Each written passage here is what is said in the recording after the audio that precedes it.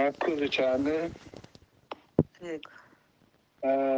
Reka dushime Imana kuko yongeye kudutiza uyu munsi cyangwa se aya masaha. Uko babivuze, bamwe ni ku mugoroba, abandi ni mu ijoro hagati, abandi ni mu gitondo mu rukerera. Yego.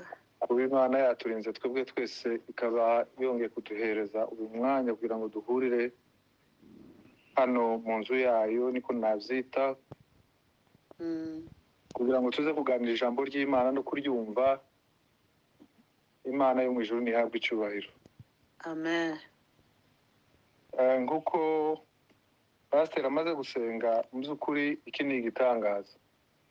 Iki ni igitangaza. Ureba muri bihe turimo, ni ibihe bigoye, ubwo abantu bagenda bumva inkuru hirya no hino zibigenda bitubaho. Kuba umuntu Imana yaturinze ikakurinda, ukiriza umunsi n'abandi ukaryama ukabona burakeye, ni igitangaza cy'Imana. Icyo kintu tuza tugitekereza kandi tugihereze agaciro kanini.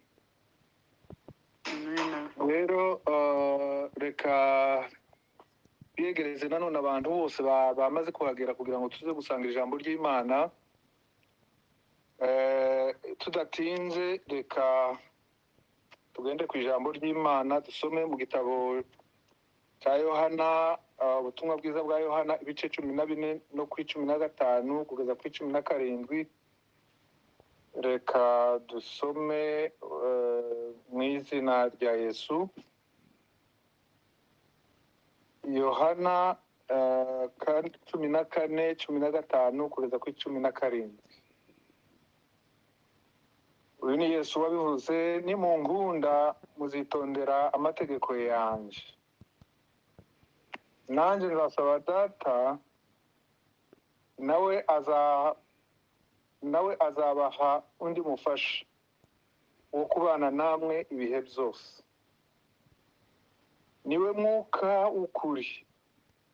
Ntibishoboka ko ab'isi bamuhabwa, kuko batamurora kandi batamuzi, ariko mwebweho muramuzi kuko abana namwe, kandi azaba muri mwe. Amen. Amen. Amen. Nanone reka twongere muri Petero wa mbere ibice 2 n'umurongo wa 2. Nanone Petero wa mbere ibice 2 umurongo wa 2. Reka dusome mu izina rya Yesu. Mumere nk'impinja zivutse vuba, mwifuze amata y'umwuka adafunguye, kugira ngo abakuze abageze ku gakiza. Amen. Amen. Amen. Nanone turacyari kuri rya jambo ryacu twasomye hariya mu gitabo cy'Abaroma ibice 8 n'umurongo wa 14. Reka ariwo tuvuga gusa. Uratubwira ngo abayoborwa n'umwuka w'Imana bose nibo bana b'Imana. Amen. Amen. Amen.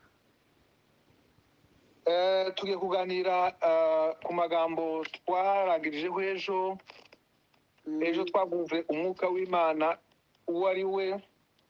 Tuza gusanga ari Imana, tuza gusanga kandi afite imiterere imeze nk'iy'abantu. Ibyo twabivuzeho.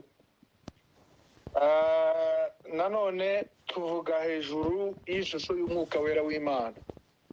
Yego.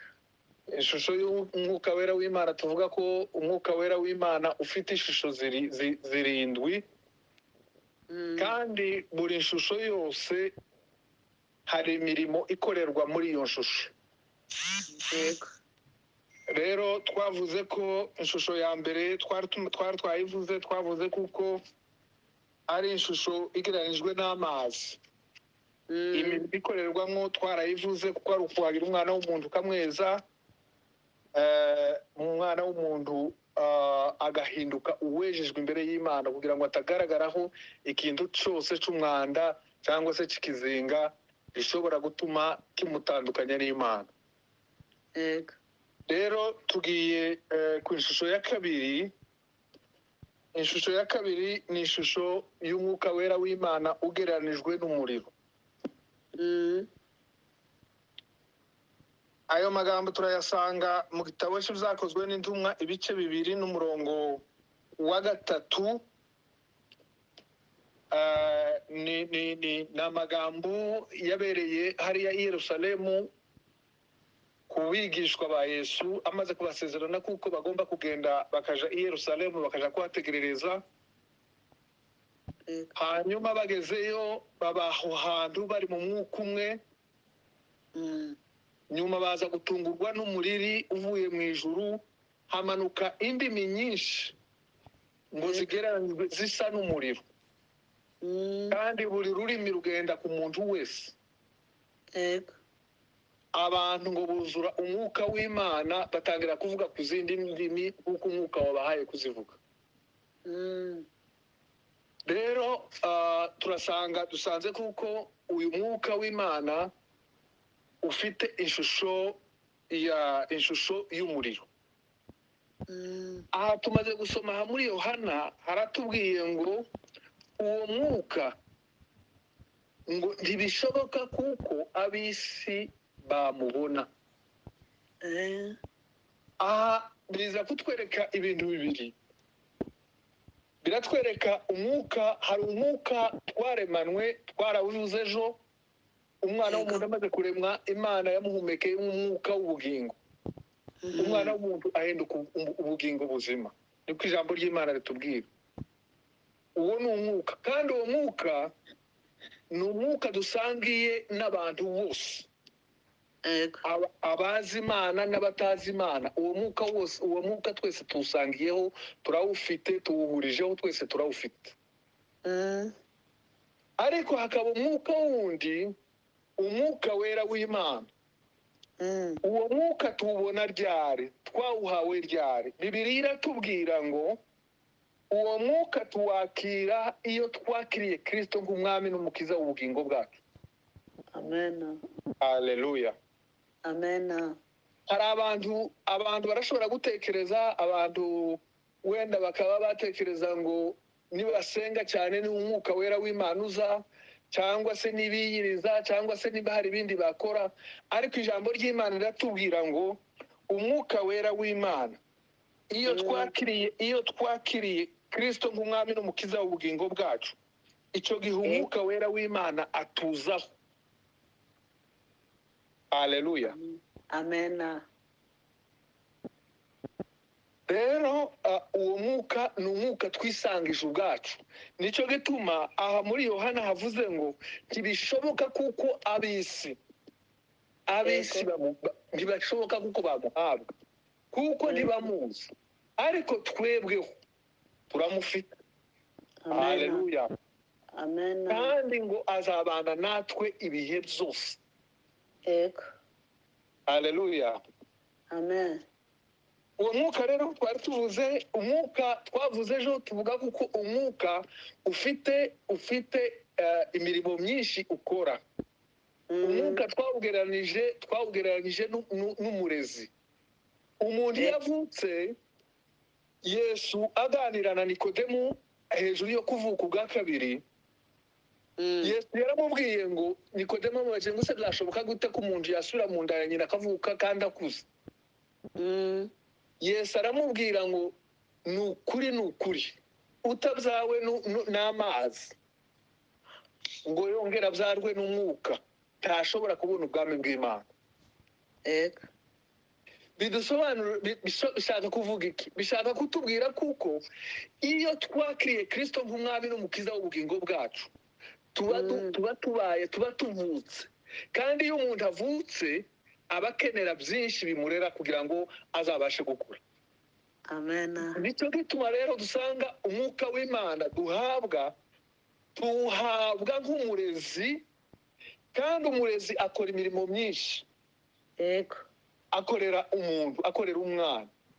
Rero iyo tuvutse, umwuka wera w'Imana uturera mu buryo bwinshi, ukaturera, utumenyera ibyo tugomba kurya, ukatumenyera ibyo tugomba kunywa, ukatumenyera ibyo tugomba kwambara, ukamenya n'umutekano wacu. Ibyo ni byinshi umurezi akorera umwana kugira ngo umwana abeho mu buzima bwiza kandi azabashe gukura, azagere mu kigero. Ariko uyu mwuka twebwe twahawe ntabwo ugereranijwe n'umurezi n'abarezi dusanzwe tuzi, yego, kuko abarezi dusanzwe tuzi barera abantu. Umurezi arera umwana, yamara gukura yagera mu kigero atakibasha kurerwa, akaba umwana muzima, akabasha wenyine kwirera. Ariko uyu mwuka wera w'Imana twahawe ntabwo uzi uducutsa. Haleluya, amen, ntabwo uzi udusiga, ntabwo uzi utureka, uhorana natwe. Niko ijambo ry'Imana ryatubwiye, uhorana natwe ibihe byose.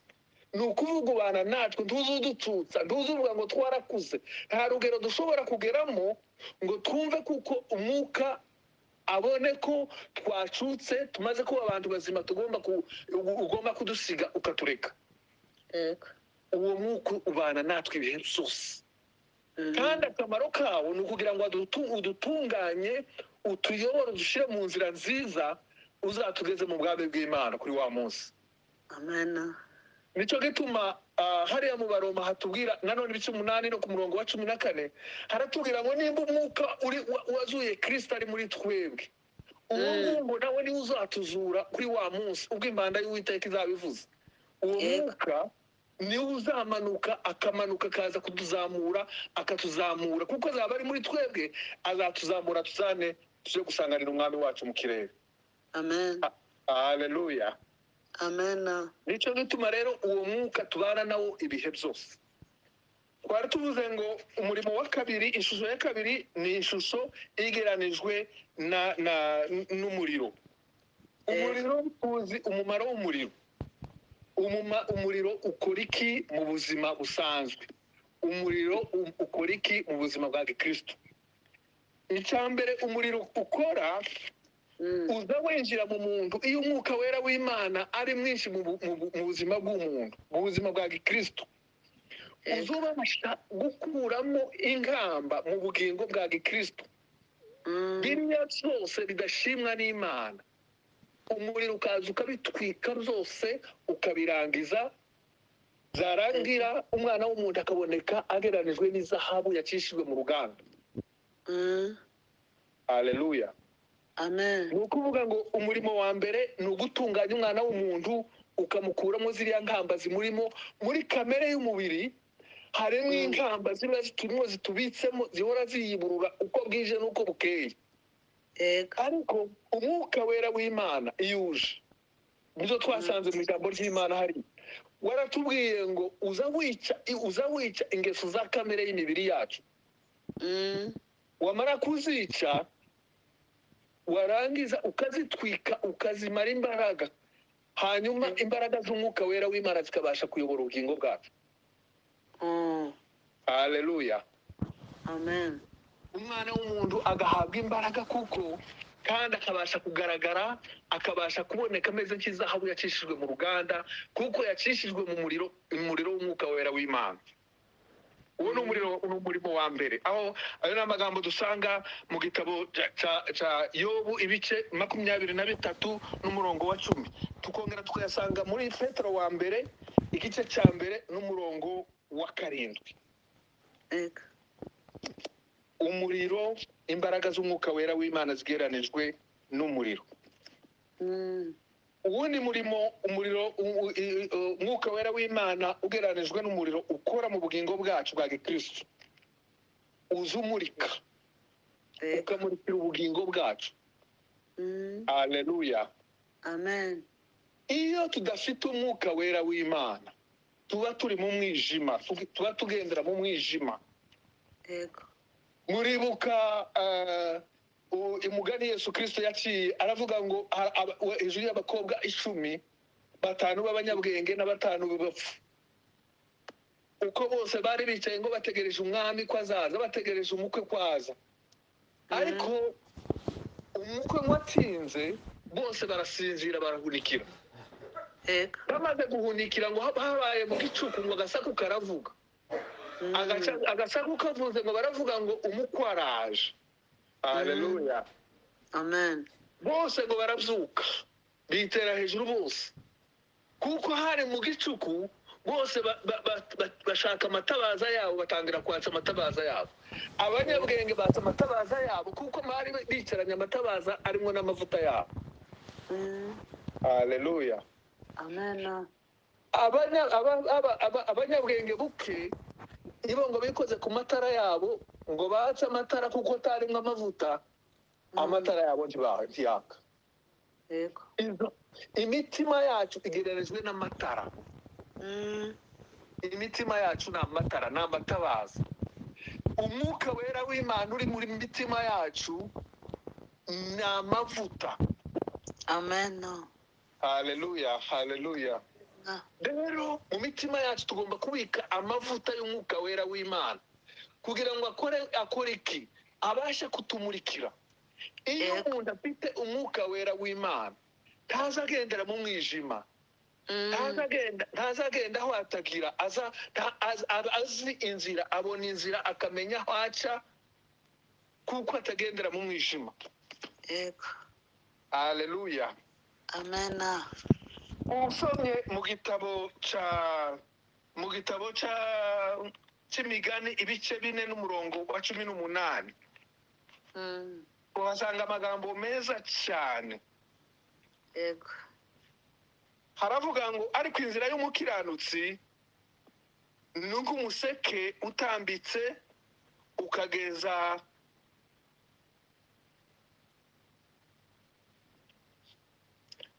inzira y'umukiranutsi, ariko inzira y'umukiranutsi ni nk'umuseke utambitse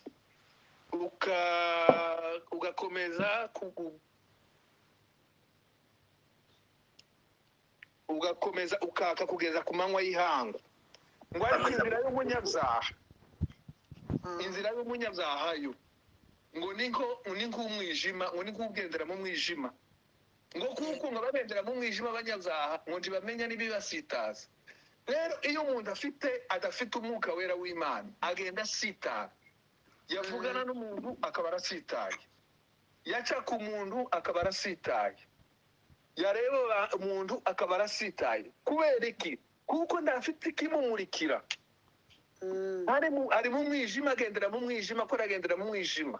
Nico gituma ntamenya aho agomba kunyura, ntamenya aho agomba gukandagira. Ariko abagendera mu muco, abafite umwuka wera w'Imana bagendera mu muco, kandi umuco wawe urabamurikira, ugatambika nk'umuseke utambika kugeza ku manywa ngo y'ihangu. Haleluya. Amen. Uwo ni umurimo wa kabiri w'umwuka wera w'Imana ugeranijwe n'umuriro. Yego. Umurimo wa gatatu w'umwuka wera w'Imana uza ukora mu bugingo bwacu ugeranijwe n'umuriro. Uzubatiza ukabatiza umuntu akabatizwa. Kandi iyo umuntu abatizwe urahinduka. Umubatizo icyo usobanuye mu bugingo bwa Gikristo ni ukuvuga ngo ubupfuye za ngeso za kamere zirya za kera, wa muntu wa kera abapfuye, umuntu akongera akavuka busha. Umuntu ababatijwe. Rero iyo umwuka wera w'Imana tugezemo, iyo dutunze umwuka wera w'Imana, uratubatiza tugahinduka basha, tukaba abantu basha. Ibya kera byose, biriya byose byari bidufitiye indamu, nk'uko umukozi w'Imana Pawulo yabivuze, ngo byari bimufitiye indamu byose yabiharuye nk'ubusa, ndetse abiharura nk'umwanda kubwo kumenya Kristo. Rero iyo umwuka wera w'Imana ari mu bugingo bwacu, icyo akora aratubatiza tugahinduka bashasha. Yego. Abantu batureba bakabona turi bashasha. abantu bumva imvugo zacu wavuga bakavuga bakumva uri mushasha, wagenda bakabona uri mushasha, ukagaragaza Kristo muri wowe, ugahinduka umuntu musha muri wowe. Iryo ni ijambo ry'Imana ribitwereka. Umuntu arahinduka akaba musha kuko wabatijwe n'umwuka wera w'Imana. Ni Matayo ibice 3:11, Yohana Mariko ibice 3:16. Umwuka wera w'Imana yashyize mu bugingo bwacu. Iyo tuwemereye tukavuga ikibanza mu bugingo bwacu, akaba muri twebwe, araduhindura umwana w'umuntu, akabatizwa, agahinduka icyaremwe gisha, agahindura ubugingo bwiwe bikagaragara. Kandi iyo umwuka wera w'Imana murika mu bugingo bwacu, ya mirasire y'umwuka wera w'Imana irasohoka ikaja hanze, ikamurikira n'abandi bantu bari hanze. Iyo ijambo ry'Imana ritubwira muri Matayo ibice 5:14 bikatubwira ngo turi umuco w'iyi si. Ntabwo ari uko turi inzobe cyane, ntabwo ari uko wenda tuba twambaye imyenda yera, ntabwo ari uko tuba dufite ikindi kintu icyo ari cyo cyose gituma tubasha kumurikira umwijima wo muri iyi si. Nuko umwuka wera w'Imana aba muri twebwe, yaramurikiye ubugingo bwacu bugahinduka, bwamara guhinduka bukamurikirwa, twamara natwe ya mirasire y'umwuka wera w'Imana uri mu bugingo bwacu, tukabasha kumurikira iyi si iri mu mwijima. Haleluya, haleluya Yesu. Rero uwo ni umurimo wa gatatu ukorwa n'imbaraga z'umwuka wera w'Imana. Tuje rero ku umwuka wera w'Imana. Ingingo ya gatatu yerekana ishusho ya gatatu y'umwuka wera w'Imana. Ni ishusho igereranijwe n'umuyaga. Haleluya. Amen.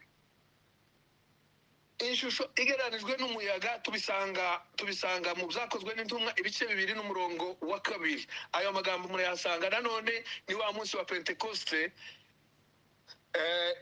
Ijambo ry'Imana ratubwira ngo nuko umuriri ubatungura uvuye mu ijuru,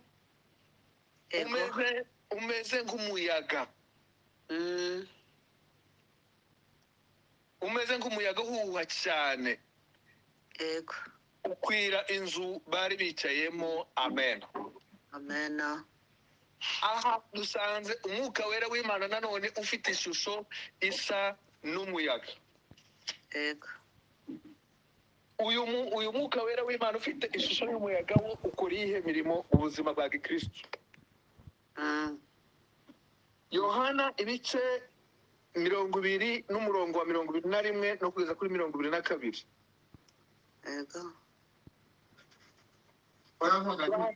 Turahasanga Yesu aganira n'abantu n'abigishwa biwe. Arababwira ngo amahoro abe muri mwe. Arangije ngo abahumekere umwuka wera w'Imana, arabuzura arababwira ngo muhawe umwuka wera w'Imana. Haleluya.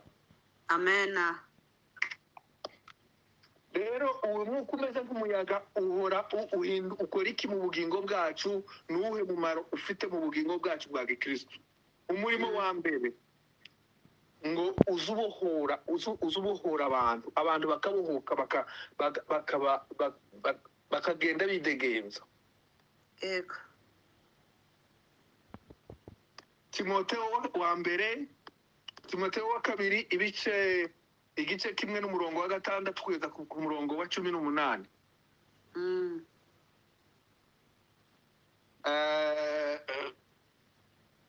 Dusanga ayo magambo, tuhasanga ayo magambo avuga kuko umwuka wera w'Imana ugereranijwe n'umuyaga icyo ukora mu bugingo bwa Gikristo, ngo uzubohora. Dusomye ku murongo wa 7 utubwira gute? Ngo kuko mutahawe umwuka kuko Imana itaduhaye umwuka w'ubwoba, ngo ahubwo yaduhaye umwuka w'imbaraga, urukundo n'umwuka wo kwirinda. Tuhasanze aha hantu tuhasanze imirimo itatu y'umwuka wera w'Imana. Ijambo rya mbere duhasanze imbaraga umwuka wera w'Imana twahawe, ngo ntitwahawe umwuka w'ubwoba wo kudusubiza mu bwoba, aho umwuka twakiriye ni umwuka w'imbaraga. Iryo jambo rya mbere, umwuka uduhereza imbaraga.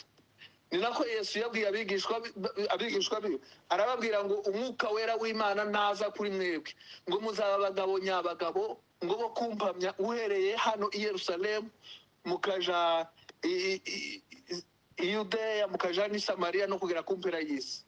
Nuko uzabatinyura, ubahereza imbaraga, ubahereza ubushizi bw'ubwoba.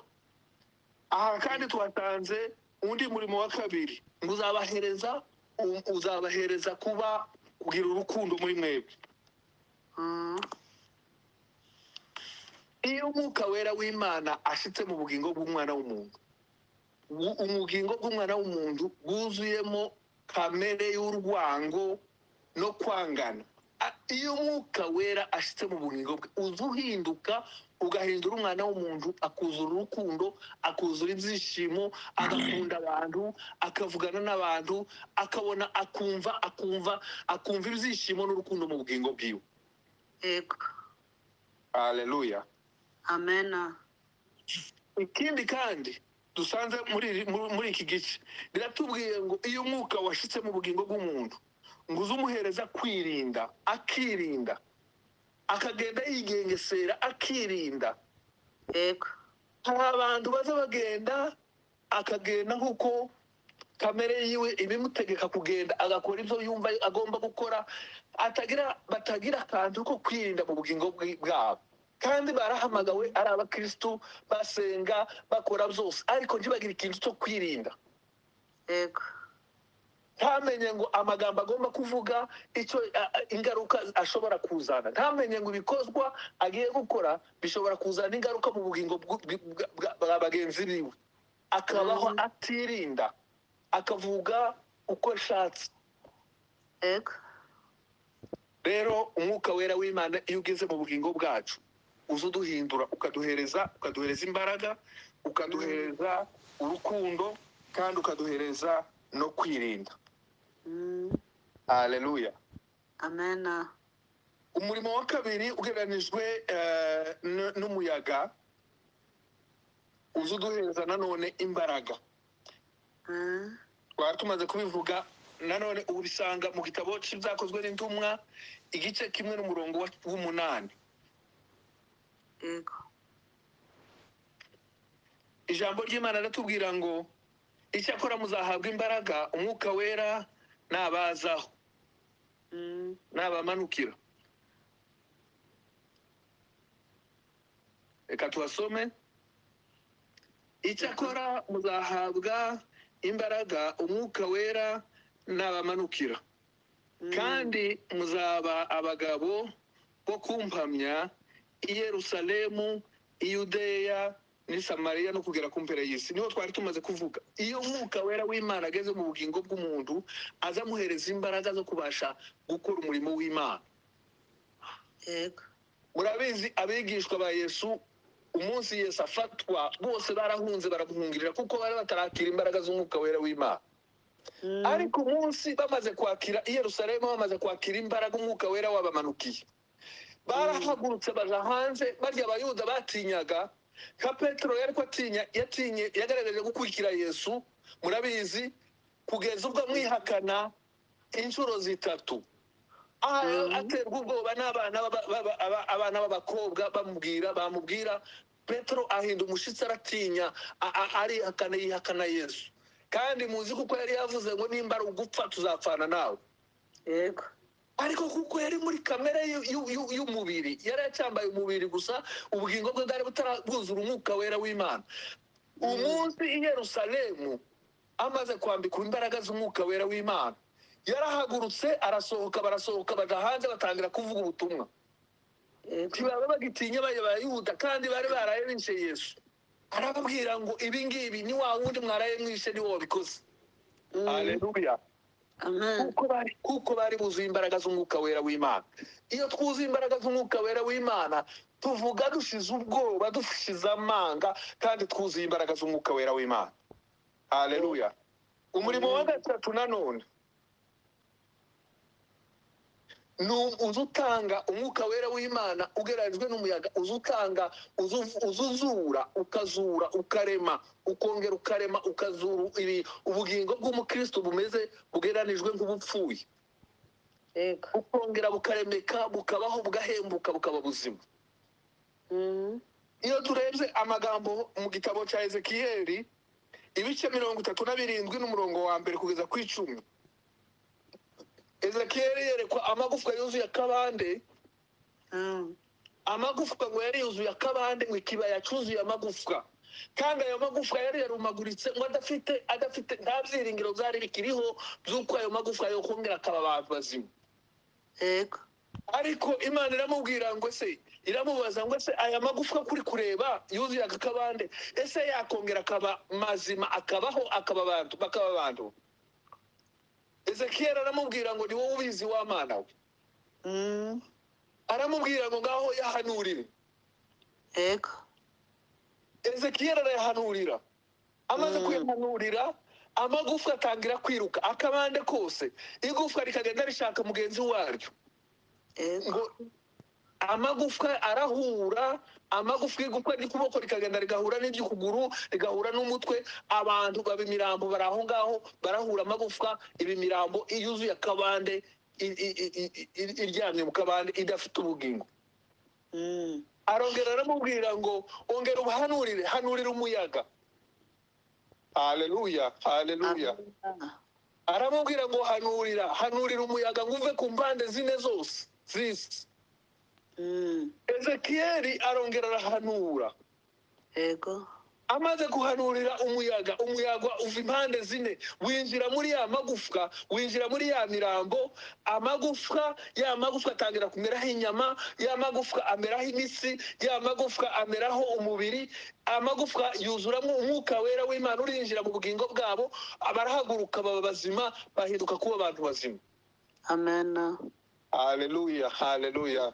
amena, Uwo ni umwuka wera w'Imana. Iyo ugeze mu bugingo bugereranijwe n'intumbi, ubugingo bwapfuye butagifite ibyiringiro zo kubaho, yego, iyo umwuka wera w'Imana ushyitse mu bugingo bwabo, uzubahindura bakaba bazima, bagahembuka, bakazuka, bakaba bazima. Haleluya, amen, bene data, tugomba kwifuza umwuka wera w'Imana akaba mu bugingo bwacu, agahuha mu bugingo, ubugingo bwacu bugahuhirwa n'uwo mwuka kugira ngo ubugingo bwacu buhembuke bube buzima. yego, Haleluya, haleluya. haleluya, Umurimo wa kane twarawuvuze ejo, twavuze kuko umwuka wera w'Imana iyo ugeze mu bugingo bw'umukristo, ubugingo bw'umuntu,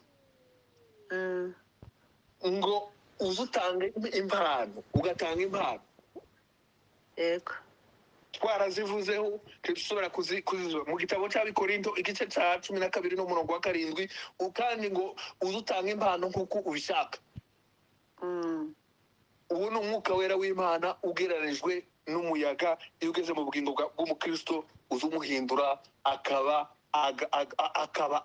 impano. Abantu bakavuga ku ndimi nshya, abantu bagasobanukirwa, ugatanga ubwenge, abantu bagasobanukirwa, bakamenya, bagasobanukirwa ibihishwe, bakamenya, bagahabwa impano zitandukanye zo guhagurutsa ibimuga no gukiza indwara zitandukanye. Uwo ni umwuka wera w'Imana uzi ukora ibyo bintu ugereranijwe n'umuyaga. Haleluya, amena,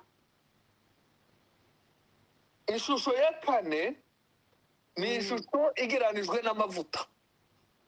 yego, Haleluya, amen, ishusho igereranijwe n'amavuta. Tuzi amavuta icyo azakora mu bugingo bwacu. Icya mbere amavuta akora, amavuta azasiga umuntu agasigwa. yego, Yabavuze ijambo ry'Imana abantu bakaryumva. Yaririmba indirimbo zigafasha abantu bagakizwa. yego, Yabahaye asenga amagambo asenze agakiza abantu bagahembuka bakaba bazima. Haleluya, haleluya. Kuko amagambo abahaye avuga ava ku mutima usizwe. Umukristo udasizwe azagenda agorana, akagenda ibitugu biri hejuru, akagenda asitara ku bandi bantu, ugasanga amano yiwe yarakuze yabaye maremare, agenda asakuma ibintu hirya no hino. Yego. kuko aba ataracishwa bugufi n'umwuka wera w'Imana. Ariko iyo umwuka umugezemo, uza umumanura ukamucisha bugufi, wamara kumucisha bugufi agasigwa, akanoga agasigwa, akabana n'abantu neza. Haleluya. Amen. Ayo magambo tusanga mu gitabo ca mbere muri Yohana wa mbere ibice 2 n'umurongo wa 27. Yego. Umwuka wera w'Imana iyo ugeze mu bugingo bwacu uradusiga ukaduhindura. Haleluya. Amen. Uwundi murimo w'amavuta icyo ukora mu bugingo bwa Gikristo, uzukiza indwara z'umutima. Yego. Indwara za Gikristo, indwara z'ubugingo. Umutima urwaye, ukarwara, ufite indwara zitandukanye. Iyo umwuka wera w'Imana ushitse mu bugingo bwiwe, uzuvura zirya ndwara zose z'uburyo butandukanye, umukristo akaba muzima, akagira ubuzima bwiza, akagira sante nziza, kuko umwuka wera w'Imana umuti uvura indwara ziwe wabonetse, ni amavuta. Haleluya. Amen. Urebye mu gitabo cy'ibyahishuriwe Yohana ibice 3 n'umurongo wa 18, hari amagambo ijambo ry'Imana ritubwira. Yohana yerekwa cyangwa se abwirwa hejuru y'itorero rya Laodikiya. Itorero rya Laodikiya ryari itorero, ntabwo bari abantu, ntabwo aya magambo yandikiwe abantu b'abapagani bo hanze, yandikiwe abantu bari mu nzu y'Imana. Itorero rya Laodikiya, iryo torero babaga mu nzu y'Imana, basomaga ijambo ry'Imana, barasengaga, bakoraga imihango yose, batangaga amasadaka n'ibindi zose, ariko ntibemera kuyoborwa n'umwuka wera w'Imana. Bamaze kutemera kuyoborwa n'umwuka wera w'Imana, batangira kwishira hejuru, barirata kubera ubutunzi n'ibindi bari bafite, sibyo tuvuga uyu mwanya. Ariko bimura umwuka wera w'Imana mu itorero, bimura umwuka wera w'Imana mu mitima yabo. Abantu basigara bakora bikoresha ku bwenge n'ubuhanga n'ubugenge. Imana itubabarire cyane. Hanyuma Yohana agiye kubandikira arababwira ngo mwiyita ngo muri abatunzi. Yego. Ariko ngo muri abatindi, ndetse ndi muri abatindi gusa, muri abakene, ndi muri abakene gusa, muri n'abatindi bo kubabarirwa. Haleluya. Amen. Iyo umwuka wera w'Imana ashitse mu bugingo bw'umukristo, uza umutungisha, akaba umutunzi w'ijambo ry'Imana, akaba umutunzi w'iby'Imana. Yego. Haleluya. Haleluya. Amen. Ababwira irya kabiri, arababwira ngo muzamuvuga ngo murambaye, muratunze, murambaye. Arababwira ngo njyewe mu maso yanje, uwo ni Yesu wabwiraga Yohana ibyo yandika. Arababwira ngo mu maso yanje mugaragara nk'abambaye ubusa. Yego. Haleluya. Amen. Ababwira ijambo rya gatatu, arababwira ngo muzamuvuga ngo murareba, muzamuvuga ngo murareba, murabona, ngo muri impumyi, kuko ibyo mukora byose mubikora kuko muri impumyi, ntaco mureba, ntimubona. Abagira inama, arababwira ngo iyo byari bishobotse ngo mungureho izahabu yatunganyirijwe mu ruganda. Yego. Ngo kugira ngo mubashe kuba abatunzi. Ababwira ijambo rya kabiri, arababwira ngo iyo bamwari munguzeho umwenda wera, kugira ngo mwambare isoni z'ubwambure bwanyu zitagaragara. Iyo umwuka wera w'Imana avuye ku muntu, umuntu arambukirwa agasa n'uwambaye ubusa. Ariko iyo umwuka aje aratwambika, umuntu akaboneka yambaye imbere y'Imana n'imbere y'abantu. Yego. abagira inama ijambo rya gatatu arababwira ngo yoba mwari munguzeho umuti kugira ngo mubashe gusiga ku maso yanyu kugira ngo mubashe kubona. Iyo umwuka wera w'Imana rero ageze mu bugingo ahindura ibintu byinshi, aduheza kubona, adukiza indwara z'uburyo butandukanye, indwara zo mu mutima. Ni nako mu gitabo cya Yakobo ibice 5 n'umurongo wa 14 ijambo ry'Imana ritubwira gute? Ritubwira ngo niba muri mwebwe hari urwaye, haleluya, amen, natanga abakuru b'itorero ngo murambikeho ibiganza bamusize amavuta, ngo kandi bamusengere, ngo ya masengesho ngo azabasha kumukiza indwara yiwe. Iyo ndwara rero ni indwara y'umutima. Iyo umuntu atarakizwa abarwaye, abari indembe, abarwaye. Rero kugira ngo akizwe iyo ndwara nuko agenda akegera abakuru b'itorero bakamurambikaho ibiganza bakamwatuza, akakira umwuka wera w'Imana. Yamara kwakira umwuka wera w'Imana agakizwa indwara kandi akababarirwa n'ibyaha byiwe. Yego, haleluya, haleluya. Tuje ku ishusho undi murimo ukorwa n'umwuka wera w'Imana ugereranijwe n'amavuta.